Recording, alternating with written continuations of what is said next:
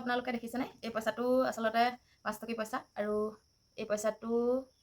কাৰ কাৰ হাতত আছে আৰু এইটো এটা 5 টকী পইচা এইটো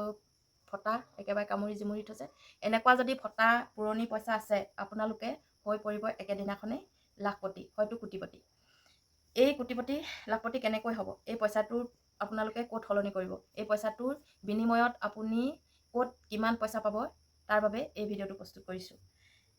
নমস্কাৰ বন্ধু বান্ধৱীসকল কি খবৰ আপোনালোকৰ ভালনে বাৰু বৰ্তমান মোৰ ভালেই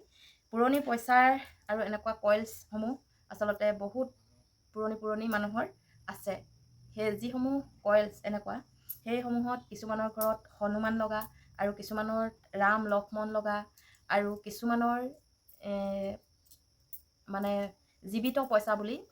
সকলোৱে বিশ্বাস কৰে আৰু তেনে যদি পইচা আপোনালোকৰ হাতত আছে তেনেহ'লে আপোনালোকে একে ৰাতিতে হৈ পৰিব কোটিপতি সেই কোটিপতি হ'বলৈ সেই পইচাটো আপোনালোকে ক'ত সলনি কৰিব বহু লোকে আচলতে সেই পইচাটো সলনি নকৰে সেইটো আদিম যুগৰ ব্ৰিটিছৰ দিনৰ এনেধৰণে কিছুমান পইচা সাঁচি ৰাখিছে এতিয়াও আমাৰ সমাজত তেনেধৰণৰ পইচাসমূহ ঘৰত থাকিলে লক্ষীয়ে বাস কৰে বুলি কয় আৰু কিছুমান এনেধৰণৰ আছে যিটো হনুমান লগা বা ৰাম লক্ষ্মণ লগা দুৰ্গা দেৱী লগা কিছুমান ৰজাই আচলতে আগৰ দিনত তেনেধৰণে পইচাসমূহ বনাইছিলে কয়েলছসমূহ যিসমূহ আচলতে এনেকুৱা গোল কয়েলছ এতিয়া যেনেকৈ এইটো বনাইছে 5 টকী পইচা এই পইচাটোত আচলতে কিছুমানত দিছে এয়াত দিছে জাতীয় পতাকাখন আৰু এই জাতীয় পতাকাখন দি এই পইচাটো কয়েলছটো বনাইছে ঠিক তেনেকৈ আগৰ পুৰণি ৰজাৰ দিনত সেই কয়েলছসমূহ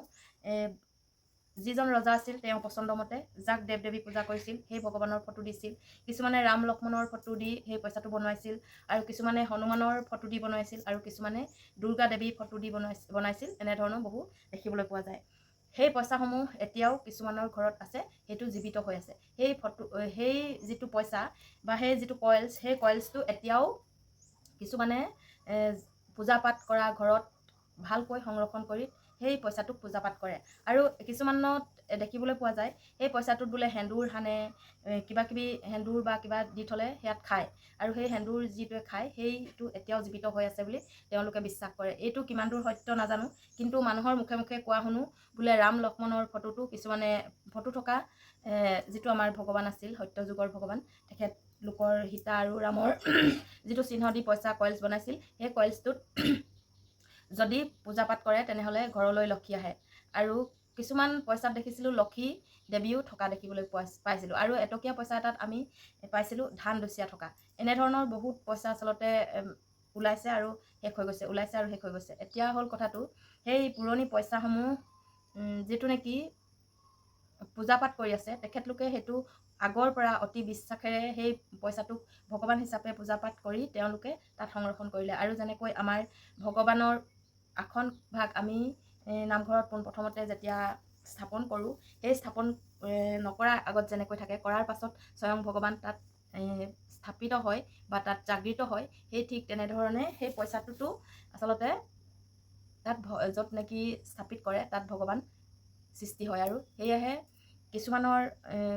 বিশ্বাস হয় যে তাত সেন্দুৰ দিলে বা পানী দিলে সেই পানীটো নিজে নিজে শুকাই যায় বা সেন্দুৰকণ তাত নাইকিয়া হৈ যায় এনেধৰণৰ তেওঁলোকৰ বিশ্বাস হয় সেই গতিকে সেই পুৰণি পইচাসমূহৰ কিছু পৰম্পৰাৰ আছে গতিকে আপোনালোকে এতিয়াও সংৰক্ষণ কৰিছে নেকি এই 5 টকী পইচাসমূহ এতিয়াও আমাৰ বজাৰত এই ফটা চিটা 5 টকী নিগনীয়া খোৱা বা ফটা পইচা সলনি কৰি বজাৰত লোৱা দেখা যায় কিন্তু মই এই পইচাকেইটা সলনি কৰা নাই মোৰ মণিবেগত লক্ষী হিচাপে ৰাখি থৈছোঁ গতিকে আপোনালোকক মই এই পইচাকেইটা দেখুৱালোঁ আৰু এই পইচাসমূহ সলনি কৰাৰ বহুত মূল্য আছে বুলি মই ভিডিঅ'ত পাইছোঁ আৰু সেই সলনি কৰি পইচাটো লোৱাতকৈ মই এই পইচাটো যদি ৰাখি থওঁ আৰু মোৰ পিছৰ প্ৰজন্মই যদি এই পইচাটো ঠিক দেখে তেতিয়া নিশ্চয় সেই আমি ৰাম লক্ষ্মণৰ যিটো পইচা সেই পইচাটোৰ দৰে তেওঁলোকে সংৰক্ষণ কৰি থ'ব গতিকে মই ভিডিঅ'টো এইটো কাৰণে বনালোঁ যে আমি কিছুমান বস্তু আচলতে সাঁচি ৰখাটো বহুত প্ৰয়োজন সেয়েহে মই পইচাৰ আৰু কয়েলছৰ বিষয়ে এই ভিডিঅ'টো আপোনালোকলৈ আগবঢ়ালোঁ ভাল লাগিলে লাইক কমেণ্ট আৰু শ্বেয়াৰ কৰিবলৈ নাপাহৰিব ধন্যবাদ